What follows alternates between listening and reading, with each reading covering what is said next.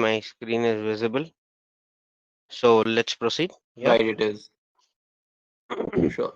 Okay. Hello. Good morning, everyone. Welcome to the Azure Enablement webinar.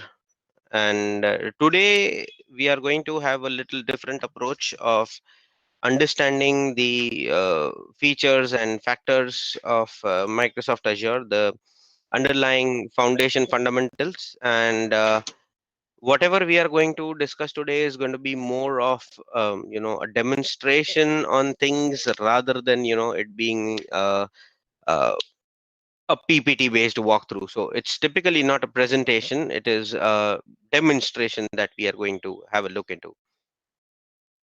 See, today, for sure, we all of us know that Azure and Microsoft 365 has got a basic list of activities, I would say, or a basic list of services that we focus on, or which are to be done at the very initial stage while enabling the customer. So, for example, it's your tenant, it's your subscriptions, managing access and roles and groups and stuff, a lot of things.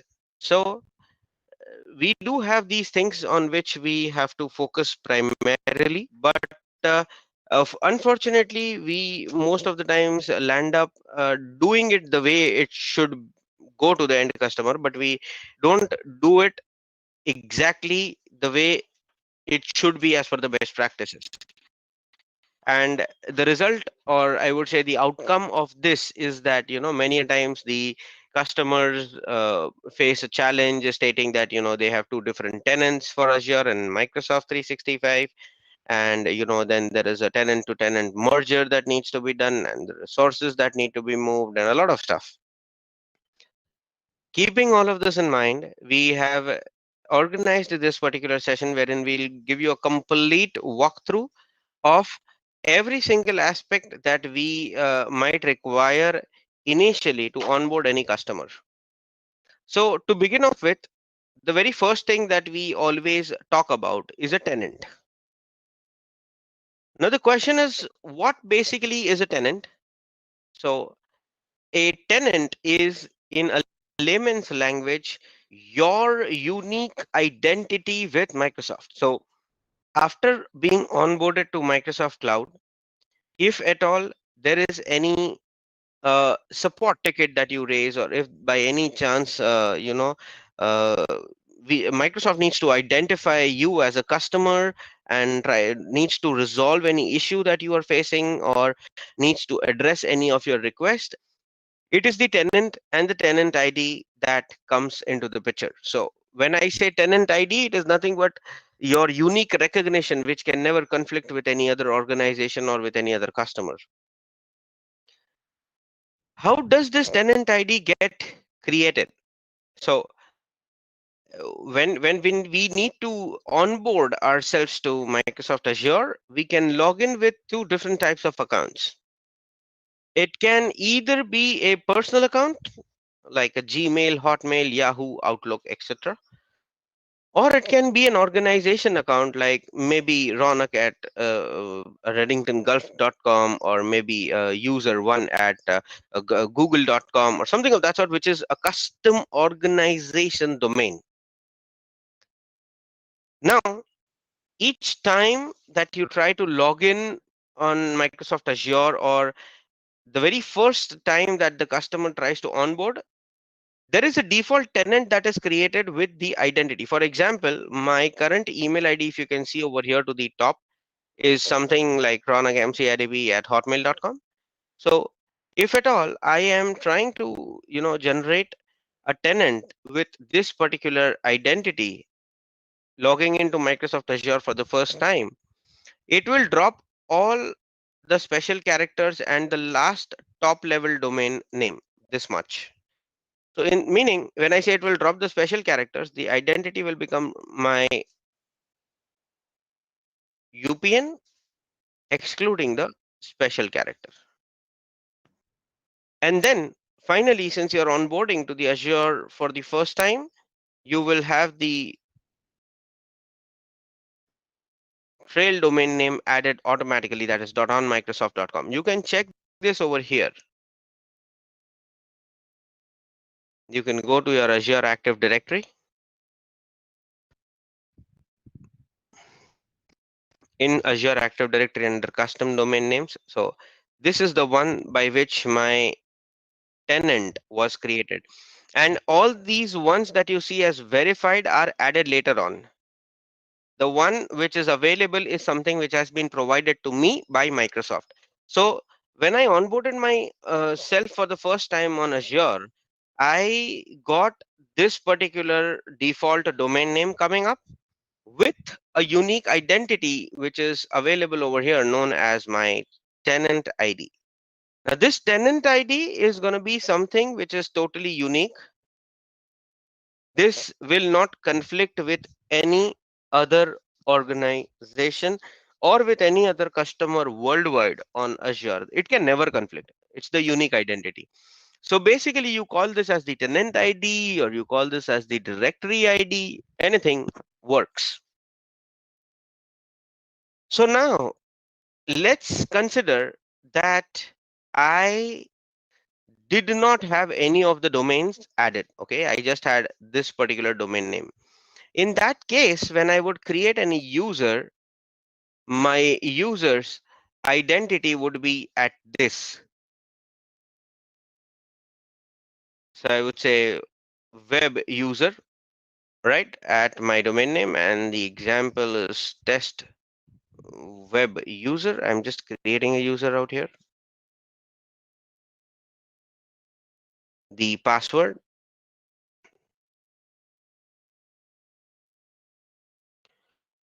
and simply say create. Now, once I have this user created, I will scroll down to my web user. Mm, Okay, it's still being provisioned. Hold on.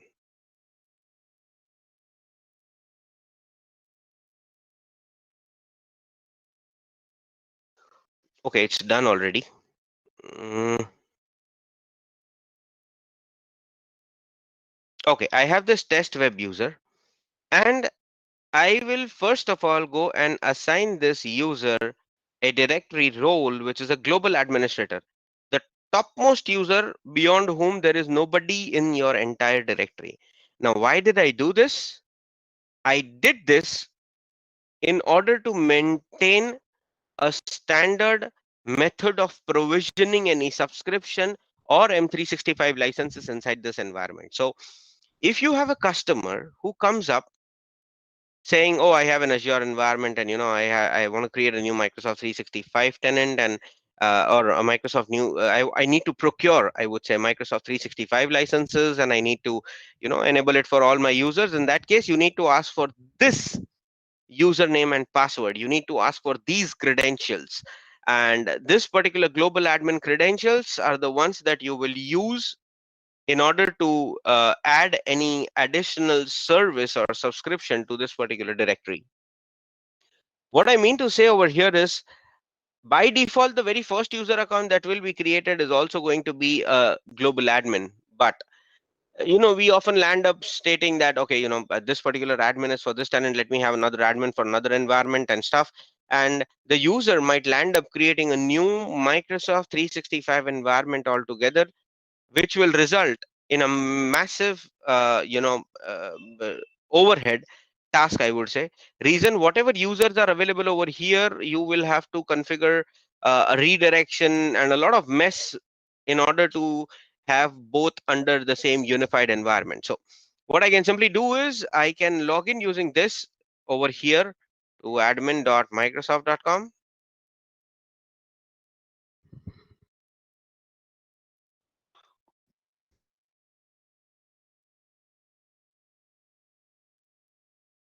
And over here, once I log in, I can simply go to billing and purchase services.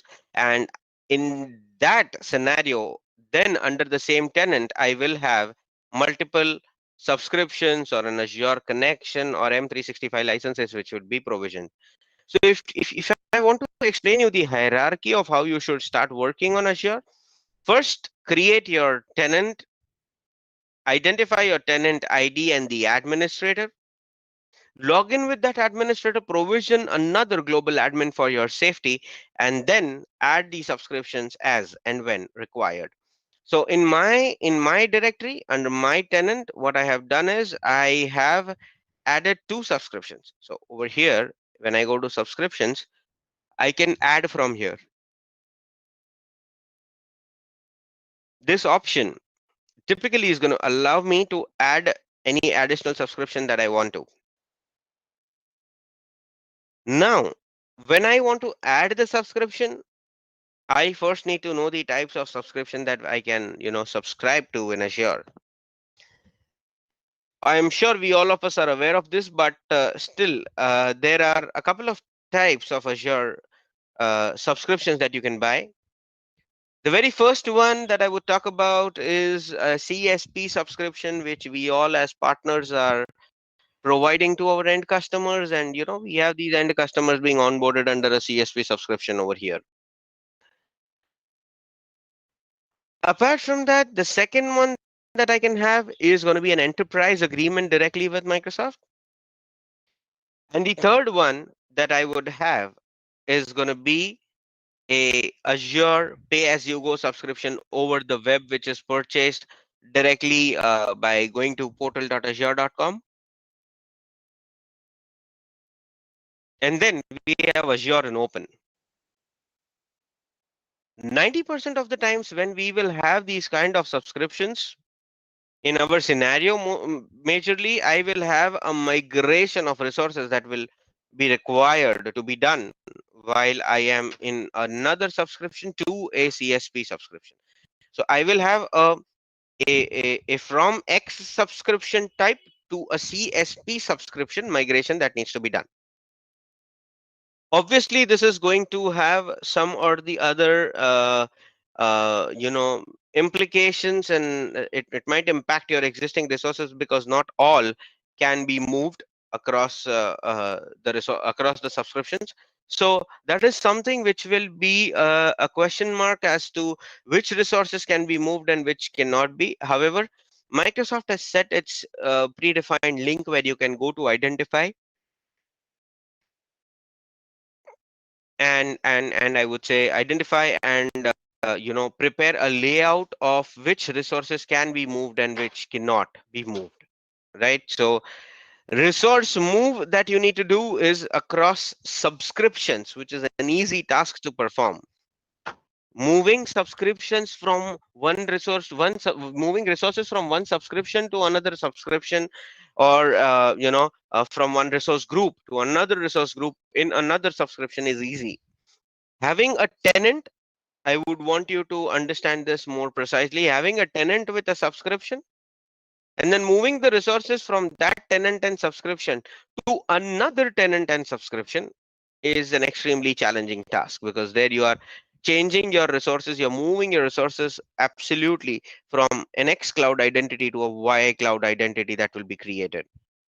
So it is always advised that if it is a single customer, you make sure that you have a single administrator privilege under which you can add, remove, modify, amend any subscriptions or licenses that you have or you wish to have. So a tenant ID is extremely important. It has its own significance for you to be identified over the cloud and to bring everything under one single unique identifier as your identity in the cloud. Similarly, you have these subscriptions. Depending upon what kind of subscriptions you have and what kind of subscriptions you are willing to procure or have in your environment, you will be able to define which resources can be moved and which cannot be moved. Okay, for example, you cannot move a Windows virtual desktop environment from from one subscription to another subscription. For example, you cannot move a recovery DR vault from one subscription to another subscription. You have limitations of not moving database from one subscription to another subscription, etc. A couple of more examples like these and you can simply identify it online by looking at a list of resources that can be moved across subscriptions, or a resource move across subscriptions in Azure, something of that sort, and you'll get the resulting output stating what can be moved and what cannot be moved. Moving further from tenant to subscriptions, we then take a step to something which is important for every customer, which is support. See, we all know that Microsoft support is there, it is useful, agreed, but they have their own methods of resolving any issue that we might face. What I mean over here is Microsoft will commit stating that we have a response time for so and so, but if we talk about that response time, we are not really sure whether that response time will get converted to a resolution time or not. Keeping that in mind, a customer will look for different type of support services that Microsoft will be able to provide. So when we talk about support services, it all starts with a included in price support, which is a nominal support service which you can get from Microsoft. However, a technical support is something which you should not expect out of it. That requires you to move to other support subscriptions. The second type of subscription that you would have is going to be a developer support, wherein Microsoft will support if at all your environment is in a development stage or you are testing things, right? You then have standard support from Microsoft. Standard support is something where Microsoft commits to respond to you between 24 to 48 hours from the time you raise the ticket. I would want to repeat that what I'm mentioning over here is the response time and not the resolution time. And then you have, so standard support is something which will cost you $100. We will see all of these in the second phase of the webinar, where we are going to talk about the pricing calculator and stuff. The third is going to be your professional direct support, wherein you pay an upfront monthly $1,000 to Microsoft for acquiring support from them. And there, the response time is between 2 to 4 hours from the time you have raised the ticket. And then the last and the most expensive type of support that you can have is none other than your premier support, wherein you have to discuss with Microsoft on the revenue front and on the type of support that you're looking for, wherein you get a dedicated support specialist, or a dedicated technician who is going to be assigned to your organization to manage the cases or support tickets as and when they are being raised by you from the portal, right? So yes, these are the different types of support that you can expect Microsoft to give you. However, customers do rely on partners, because partner will definitely try to assist the customer in a more better way as compared to what Microsoft might do, considering the number of customers that Microsoft has today.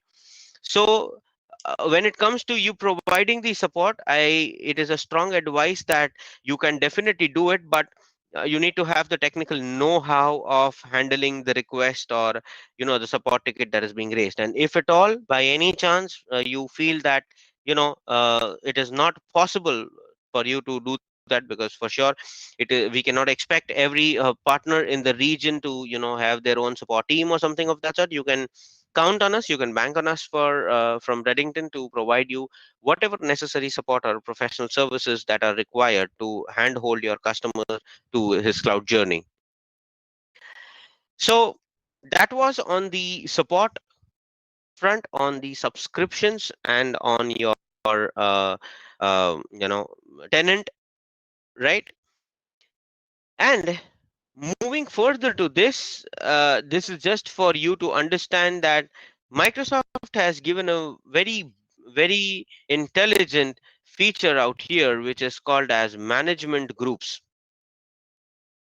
You can create multiple management groups, define the number of users in that management group, so U1, U2, and U3, and then select the subscription which will be a part of that management group, which makes sure, okay, which makes sure that those users who have been added to the management group have the necessary rights to administer the subscription, which is again added to the same management group. Okay, so management groups over here are something which we always advise you to recommend it to your end customer for a better management, for a better hierarchical management, I would say, you know, keeping in mind that they will have multiple administrators or vendors or end consultants who are going to log into the environment and perform some relevant actions, right? So that is again going to be something which you need to suggest as a part of the baseline before onboarding or before creating any resources in your environment, or before trying to do anything over there. Management and creation of these resource groups are pretty simple. So for example, I can simply click here to add a management group. I can add a new management group ID over here, or I can simply use an existing one if I have any. Okay, create a new management group over here is going to allow you to give it a name, and allow you to create a new ID for the same, and then inside it you can add the users. For example, I have these two management groups. I can simply go to my MSDN management group. Okay, and inside this management group I can sub add the resources or sub add additional management groups, so you can create a complete tree of the same. Okay, and then add the subscriptions and remove the subscriptions out of it. Just a sec. Okay, now this is the subscription that I currently have. That is my Visual Studio subscription. I can simply click over here and manage because I have the necessary rights for the same. If I want to put this under any specific management group, like over here, I can either move the management group, okay, to another parent management group if I am having a tree of these resources. So doing this is going to make sure that you are well aware, which user is allowed to manage which subscription. This is going to have a good control on your administrative activities that need to be done in an Azure environment. So that is with regards to your management groups. You can create them, you can use them to administer and manage the subscriptions that you have. And once you do that, it is going to actually allow you to have a good, decent bifurcated view of the complete environment of everything that is under the same tenant. Yes, let me be precise in this. You need to have the resources and all under the same tenant to enjoy the management group as a feature to be implemented. If it is by any chance not under the same tenant, it's absolutely of no use. All right. So yeah, management groups again from the perspective of administration. Now, this is pretty much it when we talk about the Azure subscriptions, or when we talk about the Azure tenant, or whatever you are doing for the end customer. Now the best part, or I would say the biggest headache, I would say, that is going to come for every partner is with regards to building the bomb for the customer, if at all they are planning to have resources moved to Azure. So that is where your tools and resources that are being provided by Microsoft come into the picture, which are the I would say the ultimate ones, because they give you almost anything and everything that you need from the calculation perspective. So let me take you to the pricing calculator.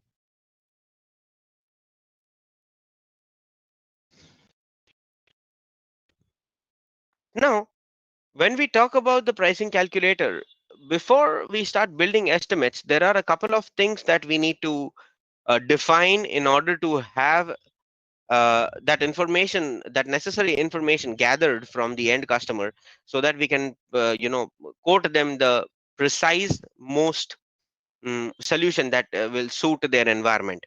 So you might want to know the type of memory that is being used, or the total amount of memory that the end customer has or is looking for in Azure, the total number of hard disk, whether they are SATA disk, whether they are SSDs, what kind of network do they have, do they have any third party firewall and solutions,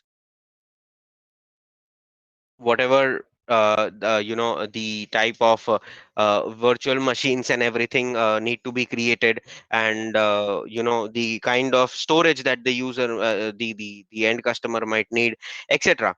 So there is a lot of information that we need to capture from the end customer, basis which we will be able to build the exact estimate. And also you need to understand whether the customer's environment is physical or virtualized in order to calculate from the licensing perspective, etc. Once the information is with us, we can start building the estimate that is necessary for every customer to know, how much they are going to spend onto Azure. Now, you go over here to your estimate. I just have a decent sized estimate that has been created. Now, this estimate has been created after identifying the information from the customer. And if at all I want to, simply create a new estimate for a brand new customer, we start doing things over here. So come what may, whatever you might add at a later stage is irrespective. You will have to add a couple of things over here which are mandatory. One of them is going to be the cost management. Another one is going to be the storage account. The third one will be a virtual network. Okay. You might need IP addresses. You might even need the network watcher, and you need the monitor. Monitor is the Azure monitor. Now, when I say that I will need these resources, like these are something which are going to be by default. Why? First, cost management is not going to charge you anything. Storage account is definitely that is something required, for your logs to be saved, or for user to dump the data, or it can be for multi-purpose. So when you're pitching, don't try to add a lot of information. Simply select the region UAE North, keep it as general purpose V1. All right. If you see general purpose V1, the pricing goes a little higher, because this is something which is going to be uh, gone in a near future. Then you'll be then be relying only on the blob storage and the general purpose V2. So depending upon the capacity and stuff, I would advise you to select this. I am selecting over here general purpose V2, right? And the capacity not more than 200 GB. Why? Because I'm adding this as a default resource. When you're adding these default resources, the customer doesn't expect you to have a higher pricing. Same way for the virtual network as well. Same way for IP addresses. So I'm considering over here a static public IP address. Okay. This particular static public IP address in UAE North, just one IP that I want. And then network watcher as well in UAE North. And then you have Azure monitor as well in UAE North. So I'll select that as well. Okay. Now, these are default. When I say default, whether you are configuring infrastructure as a service in Azure, platform as a service, app service, whatever, you will definitely need networking and an IP address, or a virtual network, or a monitor to identify everything. So we consider this to be as a part of the best practice, that these components need to be added. And post this, you will add the resources that the end customer has asked for. Maybe, for example, it can be a virtual machine.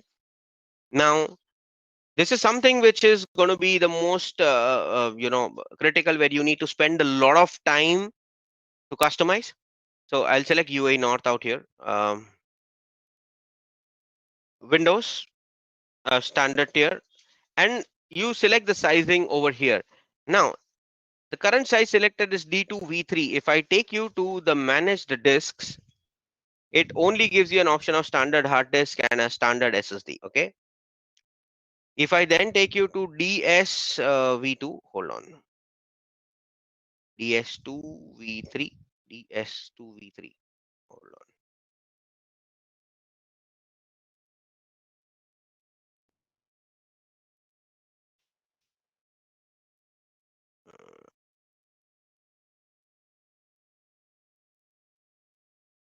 D2S, D2S.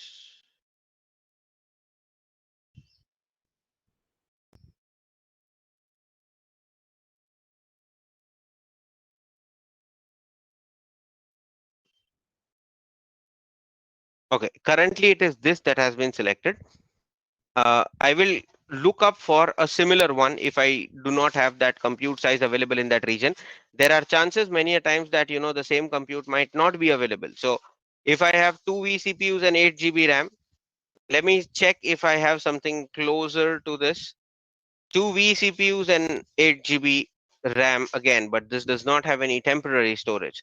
So you need to make sure that you select it accordingly. Okay, I have this size D2SV3. Now, when I select D2SV3, I have another option coming up, which is premium SSD. So this is the reason that you need to select it accordingly. If you select D2V3, the size is the same. Okay, if you see 154.76, and if I take you down to D2SV3, the size is again, I mean, the price is again the same. What matters is the option that you get. So ultimately, your final price will vary because the premium SSD cost is a little higher than the actual disks. But yeah, this is the reason why you should be selecting the size accordingly. Moreover, while building this kind of a bomb, you need to make sure that you are having the necessary information, like for what is the end user going to use this compute? Is it a general purpose VM? Is it an application specific VM? It is a resource hungry VM. Is it a graphic intensive VM? Basis that, you need to categorize the VM and select the sizing for the same. So you look up for VM sizes in Azure, and the very first link that you have defines the categories over here, like the general purpose ones, the compute optimized, memory, storage, GPU, and high performance. Depending upon this, you give the customer the optimum size so that later on the performance is not compromised. Secondly, you may give a pay as you go BOQ, but it is always a better idea to give a pay as you go plus a 1 year RI plus a 3 year RI as an option to the customer. So you give him pay as you go, you give the customer 1 year RI and you give the customer 3 year RI, stating that these are the three types of engagements that we can give you in Azure. Depending upon the size or the VM that you're deploying, we can have an RI implemented, which is going to bring down the cost like anything. So if I am looking at this in PayG, it is 154. In 1 year, it is as low as 115, and in 3 years, it's as low as $98 per month, saving a lot on the cost front. And to your surprise, if the customer has the OS license existing, you have Azure hybrid benefit, which is going to bring down the cost of the VM like anything. Now, when you are actually selecting this option, Azure hybrid benefit, it is very important for you as a partner to have the complete clarity on the type of license that the end customer has. Reason? The end customer might be having multiple standard licenses, but for your information, in Azure, what you build is going to be a data center VM. Microsoft has its own logic of, redeeming multiple standard licenses across a data center license and stuff. So that is something that you need to make sure you are aware of. And basis that, you will have to pitch in the license to the end customer. So let's say if a customer comes to me and says that I just want a virtual machine in Azure, in that case, these are the default aspects that I should be quoting him, because a VM will require a network, a storage account for the diagnostics, cost and billing management for the customer. This does not have an associated cost, so maybe you can even remove this. a network watcher and an Azure monitor to do the identity and analysis on the traffic that is going to and fro to the virtual machine. And then as a part of your recommendation, since the customer is looking for a VM, you can add something which is important, that is Azure backup. Not too much of backup solutions, but you simply select over here your region, the Azure VM, the total size of the VM. I might consider this to be, say, 250 gigs.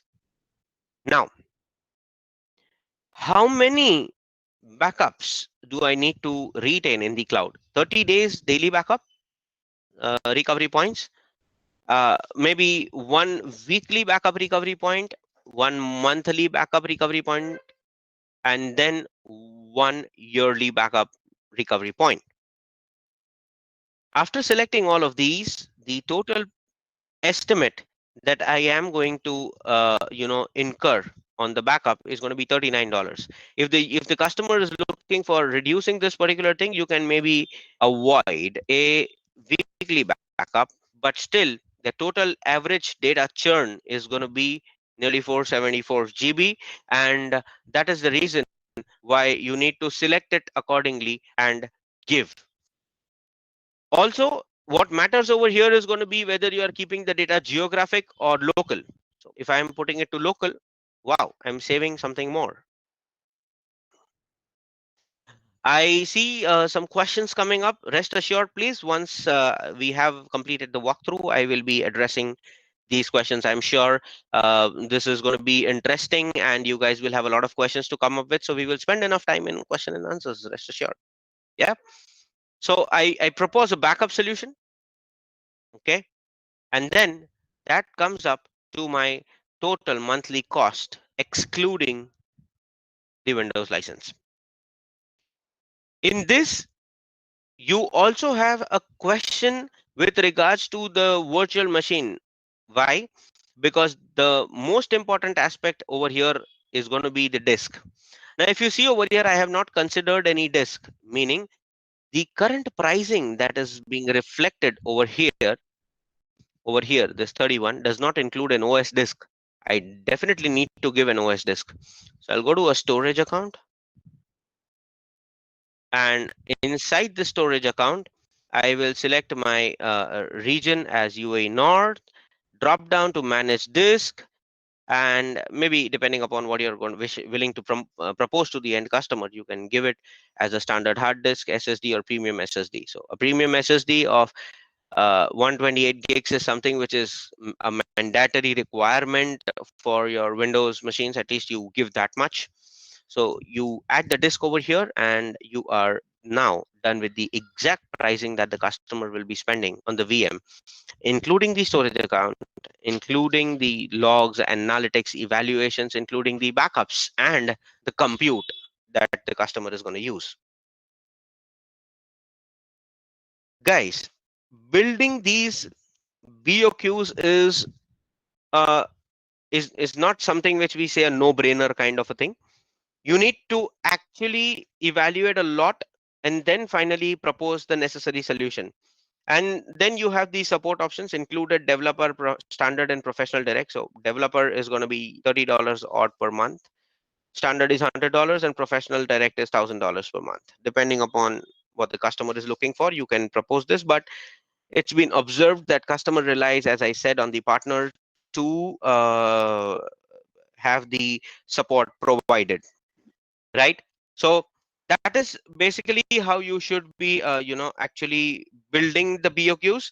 And once you have the BOQ built, and if the customer is still concerned about the pricing, you can please redirect that particular customer to the total cost of ownership calculator, TCO calculator, wherein